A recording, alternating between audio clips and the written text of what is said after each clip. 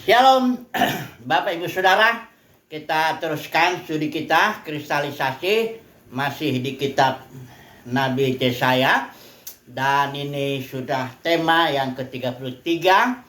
Kita sudah sampai kepada bagian yang kedua dari kitab Nabi Yesaya, yaitu dari pasal 40 sampai 55. Bagian ini suara kenabian untuk kaum Yehuda, ya, kerajaan selatan itu yang sudah dibuang di Babel. Seperti ya, dia ucapan-ucapan kenabian ini selain teguran, selain mengungkapkan kedaulatan Tuhan, kita sudah angkatkan beberapa tema itu. Tapi saat ini kita ambil tema bahwa ya penghiburan juga banyak ya. Di sini kita ambil tema bahwa Tuhan akan menciptakan masa depan ya bagi umat pilihannya, itu umat Israel. Ini akan membangkitkan iman ya. Mereka sudah kurang lebih 40 tahun di Babel dalam pembuangan. Dan mereka ya, walaupun ada juga beberapa kesenangan ya yang mereka dapatkan karena Tuhan tetap memelihara umatnya, memberkati. Tapi secara spiritual mereka tentu merasa tidak at home istilahnya lah ya. Mereka bahkan di kitab Mazmur dikatakan tidak bisa menyanyi sedemikian ya. Mereka tetap mengingat Sion ya, tempat di mana Tuhan memilih dan meletakkan namanya di situ ya. Nah, jadi di sini Tuhan akan memberikan masa depan yang baru. Kita ambil di sini khususnya pasal 48 dan 49 ya. Nah, di sini yang pertama bahwa Tuhan menekankan, akulah yang membuat itu. Aku yang membuat masa depan yang baru. Karena begini, Israel itu kan kita tahu dia dibuang itu karena dia menyembah berhala, menduakan Tuhan atau begitu ya kalau apa. Jadi mari kita baca dulu di sini ya. 48 ayat yang ke-3 ya. Jadi dikatakan di sini firman Tuhan ya. Aku telah mengucapkannya, telah mengabarkannya, kemudian dengan sekonyong-konyong aku melaksanakannya. Ya, kemudian ayat 5 bagian 5, berhala supaya maka aku memberitahukannya kepadamu dari sejak dahulu sebelum hal itu menjadi kenyataan, aku mengabarkannya kepadamu. Ini maksudnya konteksnya menceritakan masa depan itu ya. Aku mengabarkannya kepadamu supaya jangan engkau berkata berhalaku yang melakukannya, patung pahatanku dan patung tuanganku yang memerintahkannya.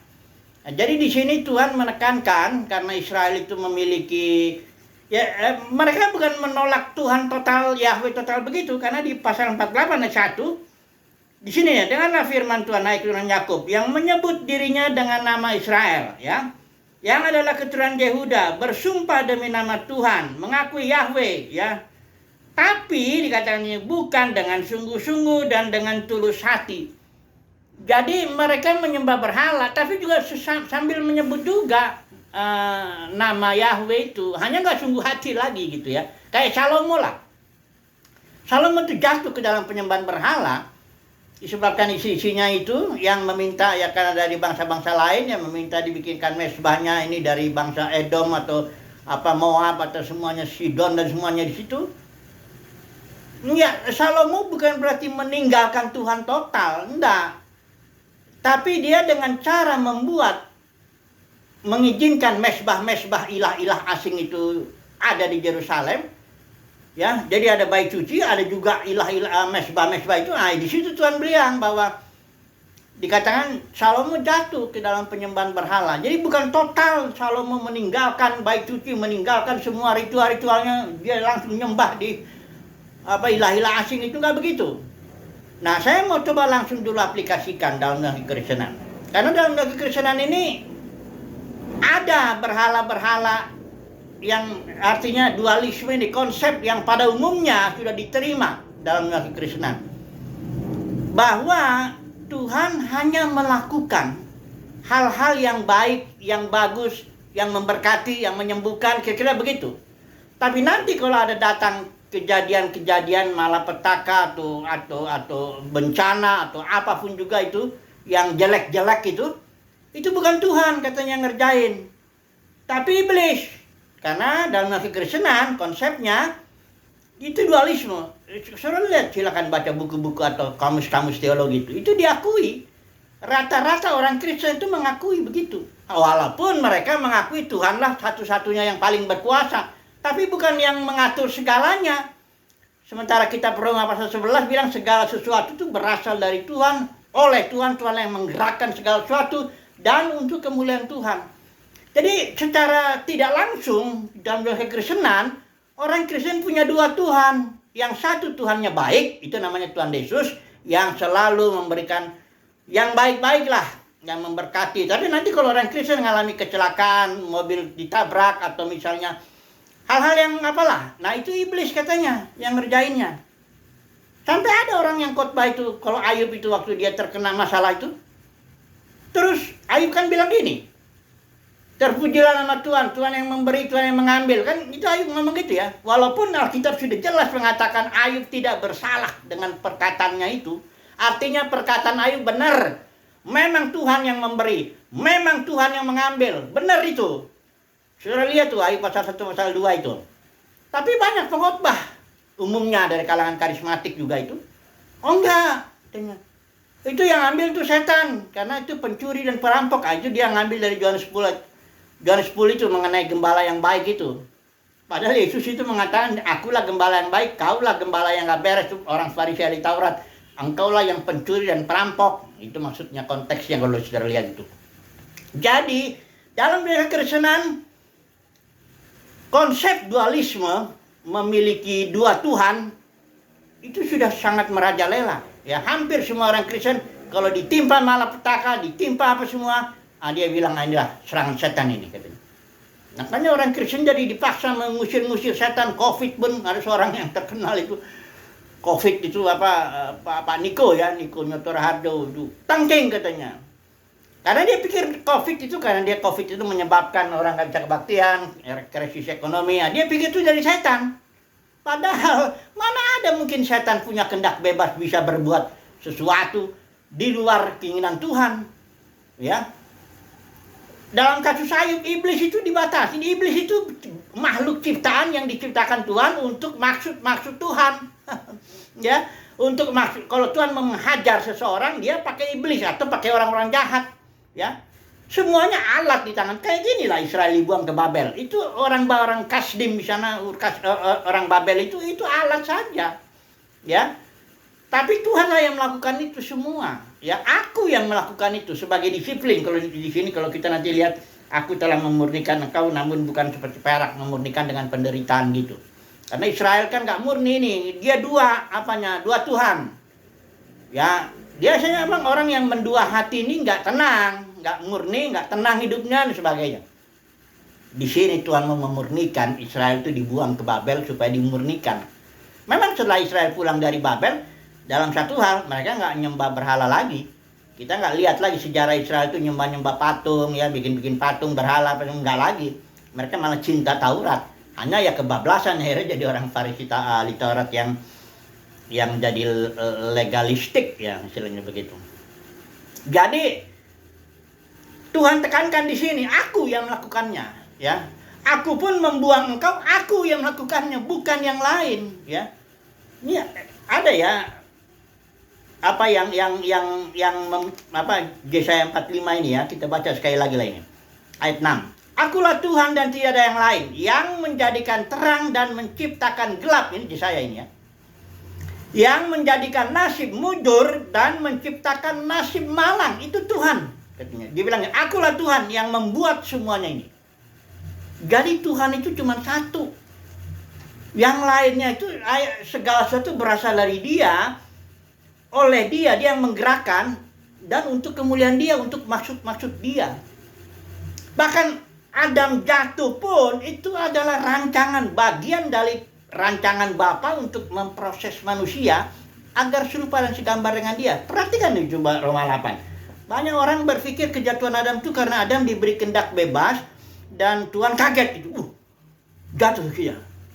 Mari kita cepat-cepat kita buat penebusan ya melalui Yesus, dan kita pilih ya seberapa yang mau terima itu, nanti itu yang selamat, sebagian dilempar ke neraka selama-lamanya. Ini cerita yang begini dalam kekristenan sudah merajalela, sudah dianggap benar. Tapi saudara lihat di dalam Roma pasal 8, kejatuhan Adam itu pun rancangan Bapa juga. Firman Tuhan bilang segala sesuatu berasal dari Dia. Paulus bilang juga kepada orang-orang di Athena, kita hidup, kita bergerak di dalam Dia. Tuhan tidak diam dalam alam semesta, tapi alam semesta ini yang diam dalam Dia. Segala pergerakan dalam alam semesta ini tidak boleh di luar kehendaknya. Alkitab mengatakan burung jatuh pun tidak ada yang terjadi di luar kehendak Bapa. Artinya segalanya digerakkan oleh Bapa untuk maksud Bapa.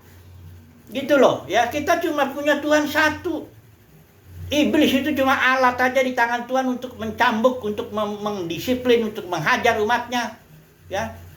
Jadi jangan punya berhala. Makanya ya Rasul Yohanes bilang ini, hati-hati dengan banyak berhala, ya. Berhala itu nggak harus patung lah.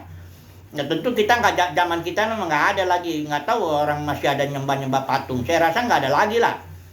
Yang sekarang berhala itu ya itu konsep dualisme juga, itu berhala juga, ada satu berhala itu, walaupun dia nggak maha kuasa tapi ada. Ya, coba lihat Roma, kejatuhan Adam itu, ya. Kejatuhan Adam itu rancangan Bapa, berasal dari kehendak Bapa itu. Coba dilihat Roma 8, ini saya pakai ILT aja ya, ayat 9 ayat 20. Karena makhluk ciptaan itu telah ditundukkan kepada kesia-siaan. Itu makhluk ciptaan itu artinya kejatuhan Adam dan seluruh keturunannya itu jatuh ke alam kesia-siaan, itu alam maut, karena upah dosa adalah maut, ya. Jadi dikatakan di sini alam, karena makhluk ciptaan itu telah ditundukkan. Perhatikan ini, ditundukkan kepada kesia-siaan, bukan oleh kehendaknya sendiri, bukan oleh kehendak makhluk itu, bukan kehendak Adam, ya, tetapi karena Dia, ini huruf besar ini ya, memang Dia itu artinya Tuhan yang telah menundukkannya, tapi atas dasar pengharapan bahwa nanti makhluk ciptaan itu juga sendiri, ayat 21, akan dimerdekakan dari perbudakan kebinasaan, dari perbudakan alam maut itu. Jadi segalanya berasal dari Dia, oleh Dia, dan kepada Dia. Itu Roma 11 jelas itu. Ya, tidak ada yang bergerak di alam semesta ini kalau bukan Tuhan yang menggerakkannya. Dialah penyebab segala sesuatu. Kita cuma punya satu Tuhan, tidak punya dua. Dialah yang menentukan, pengaturannya yang luar biasa. Rambut kepala kita pun terhitung. Kita hidup dalam Dia aman. Ya, kita nggak takut kadang-kadang, jangan-jangan tiba-tiba setan menjitak kepala saya. Tiba-tiba Tuhan entah lengah, ya. Dan Dia nyerang saya. Wah, ini konsep yang begini nih. Nah, ini karena Dia bilang di dalam Al-Quran bilang ini, iblis itu tadinya malaikat baik. Itu dongeng yang diambil, saya udah berkali-kali bilang, dari Yesaya 14 dengan Yeskiel 28. Ini dongeng para teolog ini yang mencoba membebaskan Tuhan dari tanggung jawab, supaya Tuhan janganlah dianggap yang membuat kejahatan. Jangan Tuhan yang menciptakan nasib malang, padahal di sini jelas aku yang menciptakan nasib malang, nasib mujur, kata Tuhan. Ya, coba dulu satu kali lagi lainnya, satu ayat lagi, Amos ya. Karena banyak orang tetap percaya, melempar itu kepada iblis. Iblislah yang bikin itu, ya. Bukan Tuhan. mau bela Tuhan ya? Nggak usah, Tuhan tuh nggak perlu dibela, ya. Tuhan itu harus diakui sebagai Tuhan, itu yang penting. Dialah yang satu-satunya Tuhan, itu yang harus diakui. Akuilah Tuhan. Dia yang berbuat itu dengan maksudnya. Kalau belum ngerti maksudnya ya, tapi itu Tuhan yang buat. Hanya kayak misalnya ya, bapak saya meninggal waktu itu ya, saya cerita di pribadi sedikit ya. Saya belum nikah, padahal waktu itu kerinduan bapak saya karena dia punya anak satu-satunya laki-laki. Biasa kalau orang Batak begitu, dia ingin punya laki-laki itu punya anak, ya punya cucu gitu. Jadi ada istilahnya panggoaran lah, ya, namanya opung ini gitu. Ya nggak ada. Lalu saya kan kecewa sekali, sampai saya lemes banget ya. Tapi itu Tuhan yang lakukan dan saya belum ngerti. Nah, baru beberapa tahun kemudian baru saya ngerti, oh itu memang maksud Tuhan baik, ya. Jadi kalau saudara dan saya nggak ngerti, itu bukan berarti bukan Tuhan yang kerjakan. Tuhan semua yang melakukan itu. Cuma kita harus akuilah, ya. Akuilah Dia. Itu makanya di sini Tuhan bilang ya, aku yang buat, ya, supaya jangan nanti kamu bilang berhalamu itu yang bikin itu, katanya. Jadi Tuhan yang ciptakan masa depan baru. Coba dulu kita lihat satu ayat lagi lah ya. Amos ya. Amos ini kita carilah, kita pasal 3 ya. Ayat yang ke-6 ya. Adakah terjadi malapetaka di suatu kota dan Tuhan tidak melakukannya? Ini kalimatnya artinya Tuhanlah yang melakukan malapetaka di suatu kota. Hanya kadang lakukannya dia pakai iblis untuk semua iblis itu kan budaknya Tuhan, itu alatnya Tuhan itu. Gak bisa iblis berbuat apa-apa kalau nggak Tuhan perintahkan, kerjakan ini, kerjakan. Itu kan hanya budak, lo sudah tahu kan budak itu nggak boleh bergerak. Ya, kalau nggak aku yang suruh kau bergerak. Kira-kira begitulah itu. Ya, akuilah dia, jadilah, milikilah Tuhan satu, jangan ada dua. Ya, jangan ada nanti kalau kejadian itu, aduh, di PHK atau ini apa meninggal atau ini serangan iblis ini.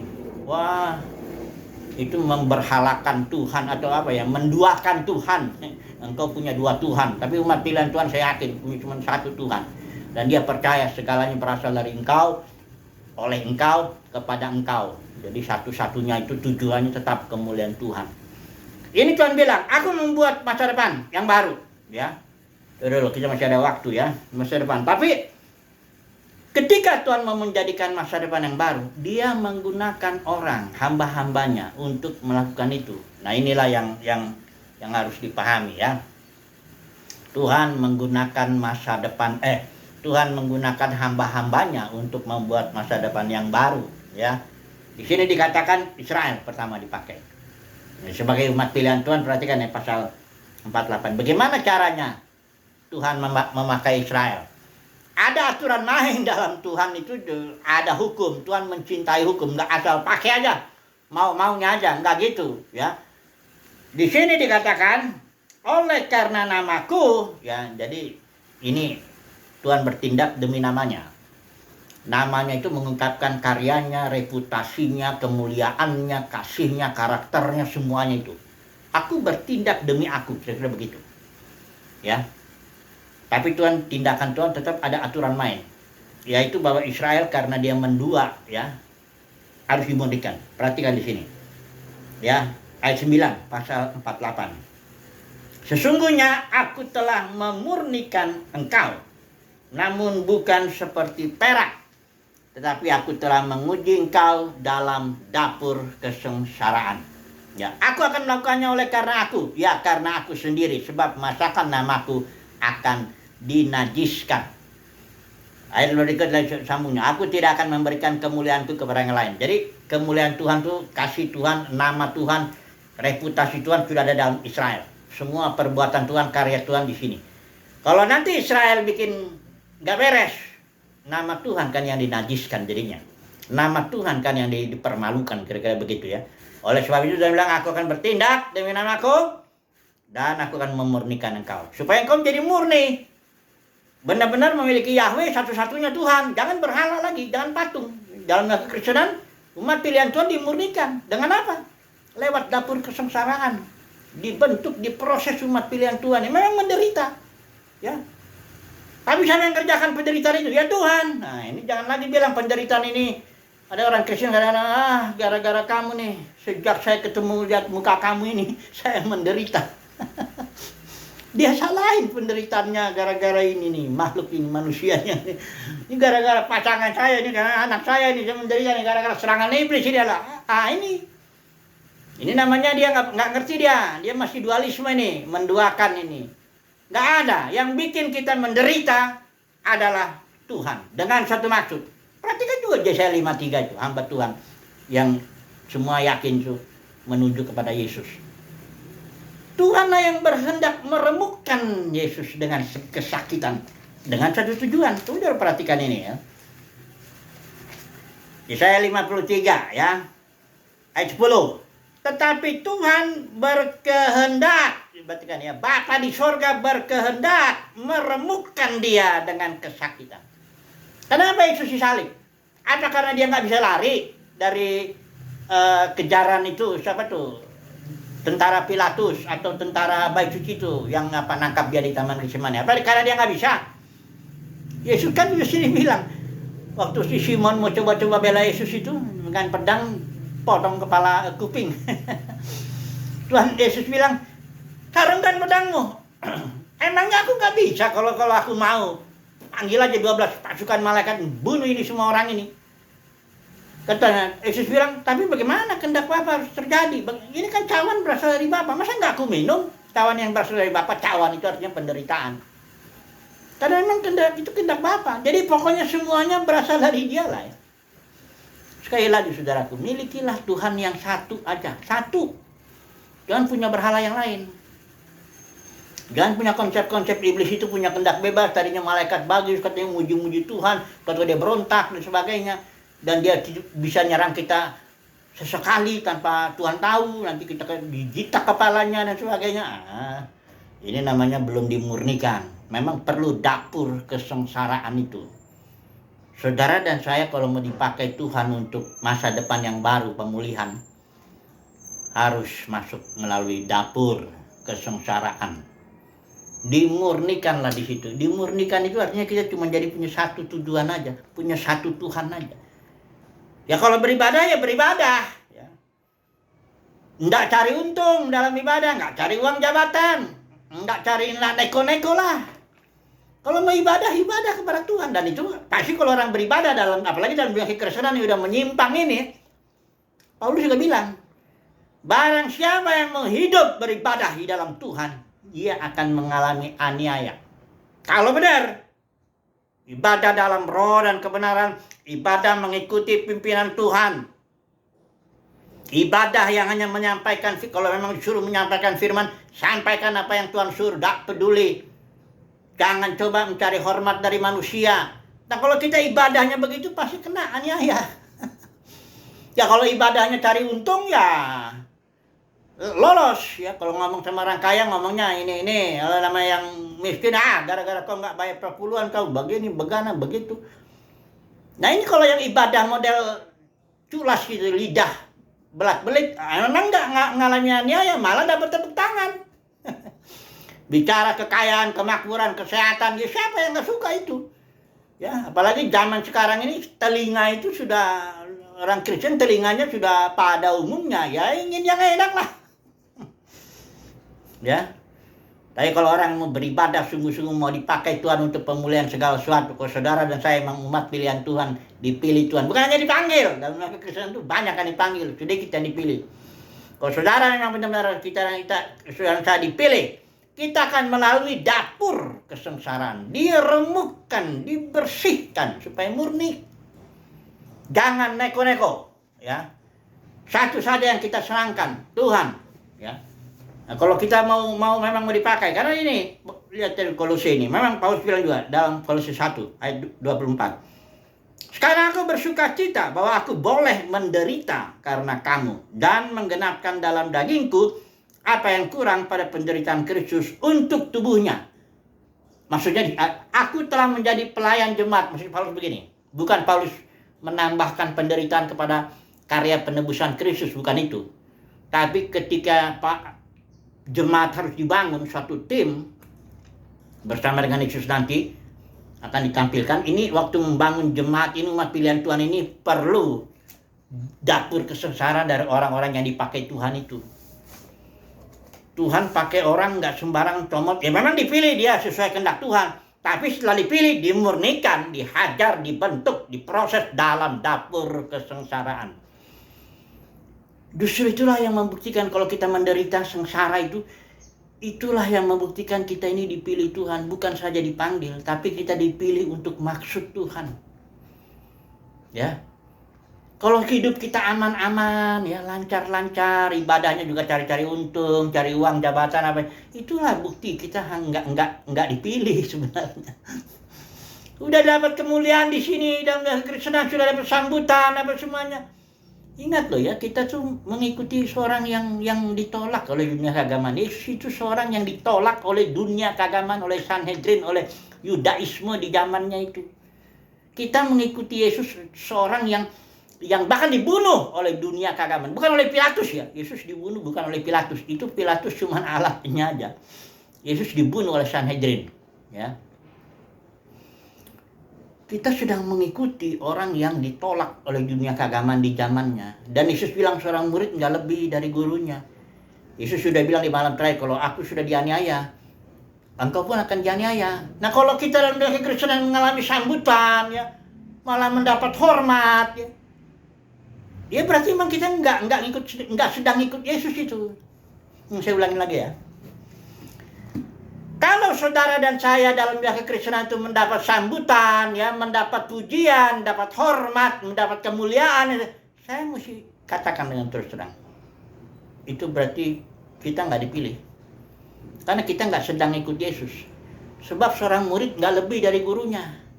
Gurunya itu seorang yang dihina, diludahin, dibuang, dibunuh bahkan oleh dunia kekristenan, oleh dunia keagamaan di zamannya itu. Ya seorang muridnya wajarlah. Ya, syukur-syukur kita nggak dibunuh oleh dunia kekristenan. Cuma dikucilkan, paling nggak dibuang, ya, nggak dianggap dan sebagainya, dianggap sesat, itu apa-apalah itu. Itulah bukti. Kalau kita mengalami dapur kesengsaraan, dihajar, diremukkan oleh Tuhan, itulah bukti bahwa kita sedang disiapkan untuk suatu masa depan yang baru. Kita akan dipakai. Nanti saya sudah berkali-kali kutip itu ayatnya itu di Roma pasal 8. Kita akan ditampilkan nanti. Sabarlah, penderitaan zaman ini enggak gimana ya? Tidak bisa dibandingkan dengan kemuliaan yang akan dinyatakan kepada kita. Coba dulu kita baca dulu ayat ini ya. Bagus sekali soalnya ayat. Paulus bilang ya, ini dalam konteksnya Roma 8 itu sedang bicara glorification by faith. Artinya pemuliaan karena iman, di mana kita pertama mendapat tubuh baru, yang kedua ditampilkan kepada makhluk ciptaan. Ini loh, tim yang akan mengadakan pemulihan segala sesuatu itu. Perhatikan dulu Roma 8 itu ya. Saya bacakan ini, tadi sudah kita singgung ya. Sebab kerinduan yang dalam dari makhluk ciptaan menanti dengan sangat penyingkapan, di sini istilahnya penyingkapan, anak-anak Elohim.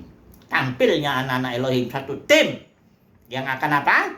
Ayat 21, makhluk ciptaan itu sendiri juga akan dimerdekakan dari perbudakan kebinasaan kepada kemerdekaan kemuliaan anak-anak Elohim. Jadi anak-anak Elohim ini yang dinyatakan, dimuliakan, ditampilkan kepada seluruh makhluk. Dan dia akan melayani, membawa seluruh makhluk masuk ke dalam kemuliaan anak-anak Elohim ini. Waduh, ini luar biasa kata Paulus. Ayat 18, sebab aku memperhitungkan bahwa penderitaan pada saat sekarang tidaklah sebanding dengan kemuliaan yang akan segera disingkapkan kepada kita. Sabar ya, umat pilihan Tuhan. Kalau kita saat ini sedang menderita, masuk dalam dapur kesengsaraan, sedang diproses, dibentuk, dimurnikan kayak emas. Kalau membuang kotoran-kotoran harus dibakar dengan api, dibakar ya, supaya murni dia, kotoran-kotorannya terbuang itu ya. Sabar, ada maksud Tuhan, kita akan ditampilkan nanti. Bahkan semakin kita dihajar, itu semakin spesial maksud Tuhan. Karena misalnya kayak besi ya, besi itu, gumpalan besi, kalau ditempa jadi kaki kuda gitu ya, itu harganya kan nggak terlalu mahal. Tapi kalau ditempa lebih keras lagi sehingga jadi jarum-jarum, kan lebih mahal kan. Kalau ditempa lebih keras lagi, akhirnya menjadi arloji ya, itu onderdilnya arloji, itu lebih mahal lagi. Jadi semakin seseorang tuh masuk dalam dapur penderitaan, mengalami kesengsaraan karena dibentuk oleh Tuhan itu, dimurnikan oleh Tuhan itu, makin dia dihajar, makin nanti dia punya maksud Tuhan spesial ya. Makanya Watchman itu pernah bilang gini, kenapa pelayanan kita ini kurang apa? Ya, dia bilang gini, their suffering not abundant. Penderitaannya enggak berlimpah. Itu sebabnya pelayanannya jadi kayak remeh-remeh begini katanya. Saya beri contoh Richard Wurmbrand ya. Richard Wurmbrand itu seorang yang 14 tahun di penjara komunis. Itu seorang orang Rumania. Pendeta, dia biasa aja pelayanan yang tadinya. Tapi setelah masuk 14 tahun dibentuk dia di situ. Dia keluar, akhirnya pelayanannya mendunia. The Voice of Martyr, dia bikin itu pelayanan itu. Mendunia gara-gara penderitaannya yang 14 tahun itu. Saya nggak bilang kita cari penderitaan ya. Mari kita cari, jangan. Nggak usah dicari penderitaan itu. Pilih saja kehendak Tuhan. Ikuti saja. pimpinan Kristus dalam batin. Pasti kita akan kena kalau memang kita dipilih Tuhan. Kita akan kena penderitaan itu. Dapur kesengsaraan itu pasti kita lewatin. Harus itu. Ya. Kalau memang kita, jangan cari-cari penderitaan. Nggak usah. Ya. Ikuti saja pimpinan Tuhan. Ibadahlah dalam roh dan kebenaran. Nanti datang sendiri itu sesuai pengaturan Tuhan yang akan memurnikan penderitaan itu. Dan umumnya penderitaan umat pilihan Tuhan itu tidak bisa di-sharingkan. Dibagikan, aku sedang menderita nih, tolonglah doakan, ngomong-ngomong begitu. Tidak bisa. Itu kayak, saya beri contoh kayak Maria lah. Ini sebagai penutup ya. Maria itu hamil di luar nikah. Tapi kan hamilnya karena Roh Kudus. Cobalah kalau Maria itu sharing kemana-mana. Aku ini hamil nih, tapi karena Roh Kudus loh. Nggak akan ada orang percaya sama dia. Karena dari zaman Adam sampai sekarang detik ini nggak ada perempuan hamil karena Roh Kudus selain Maria itu. Jadi Maria hanya bisa diam aja. Bahkan Yusuf pun nggak bisa saya cerita. Ya biarlah Tuhan sendiri yang membuktikan nanti. Jadi Tuhan akan buat masa depan kesimpulannya. Dan Tuhan akan pakai hamba-hambanya itu. Dengan cara dimurnikan, dimasukkan dalam dapur kesengsaraan supaya siap nanti ditampilkan, dipakai Tuhan untuk pemulihan, untuk membuat masa depan yang baru. Haleluya. Amin.